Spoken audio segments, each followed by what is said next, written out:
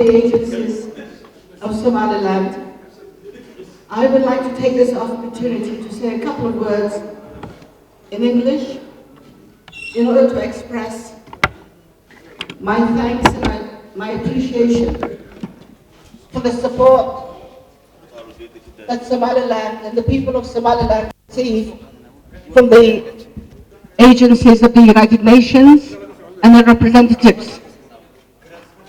I would also like to take this opportunity to convey our sincere condolences and our shock for the terrorist attack that has happened in Kenya and which has killed many innocent victims because of inhuman terrorist attacks.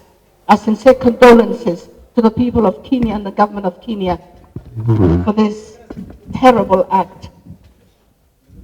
When it comes to nutrition,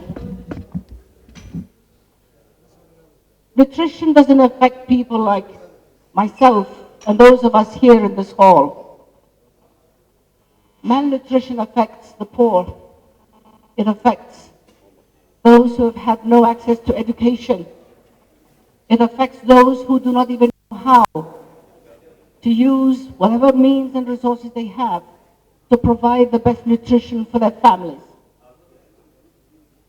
When people ask me what the biggest killers are of our people, of particularly women and children, I say the biggest killers are ignorance and poverty.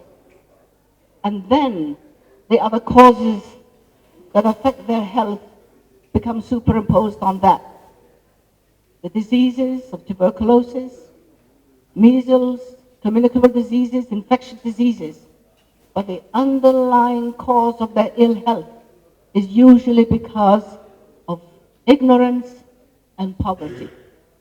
It's those families who are living in villages and in shanty towns and in the poor areas of the town, those living in IDP camps. These are the people who are affected by malnutrition, and these are the people we need to do something for. But then, how can we do that? It will not be through the distribution of food alone, but we can help them by giving them a better education and understanding of the nutritional values of the local foods that our forefathers and our people were used to eating. We need to teach them the values of grain, of whole grain, of wheat, of sorghum, of corn, of oats. We need to teach them the values of the vegetables and the fruits, whether grown or in the wild, and the nutritional values that these contain. We need to help them by educating the youth, by encouraging and improving a better education in regard to nutrition and animal health. And it is these areas that I am appealing to the United Nations representatives here to support the institutions that are teaching this kind of education, which is nutrition and veterinary health.